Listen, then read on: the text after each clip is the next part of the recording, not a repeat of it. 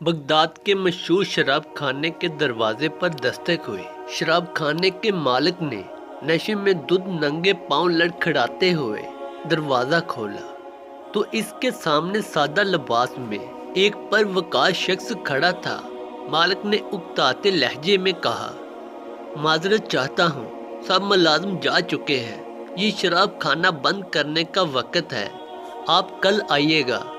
اس سے پہلے کہ مالک پلٹتا، اجنبی نے اس کے کندھے پر ہاتھ رکھ کر کہا، مجھے بشر بن حارث سے ملنا ہے، اس کے نام بہت اہم پیغام ہے۔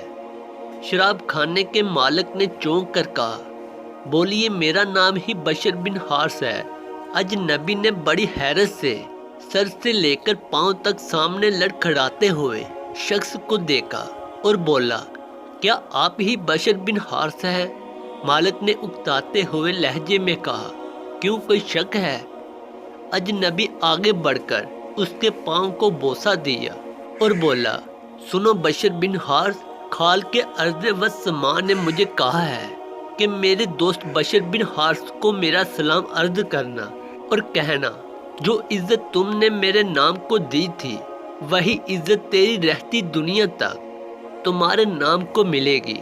اتنا سننا تھا کہ بشر بن حارث کی نگاہوں میں وہ منظر گھوم گیا جب ایک دن حسب معمول وہ نشے میں دھت چلا جا رہا تھا کہ اس کے نظر گندگی کے ڈھیر پر پڑے ایک کاغذ پر پڑی جس پر اسم اللہ لکھا تھا۔ بشر نے کاغذ کو بڑے احترام سے چوما، صاف کر کے خوشبو لگائی اور پاک جگہ رکھ دیا اور کہا، اے مال کے اشر العظیم، یہ جگہ تو بشر کا مقام ہے، تمہارا نہیں۔ بس یہی ادا بشر بن حارث کو بشر حافی رحمت اللہ علیہ بنا گئی۔ جس وقت آپ کو یہ پیغام ملا، آپ اس وقت ننگے پاؤں تھے اور پھر آپ نے ساری زندگی ننگے پاؤں گزار دی۔ آپ جن گلیوں سے گزرتے تھے، ان گلیوں میں جانور اپنا گوبر تک نہیں کرتے تھے کہ آپ کے پاؤں گندے نہ ہو۔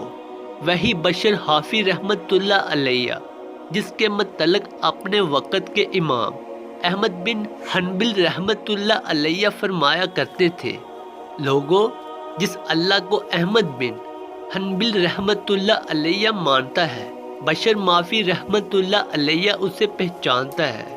دعا ہے کہ اللہ تعالی ہم سب کو اس پر عمل کرنے کی توفیق عطا فرمائے۔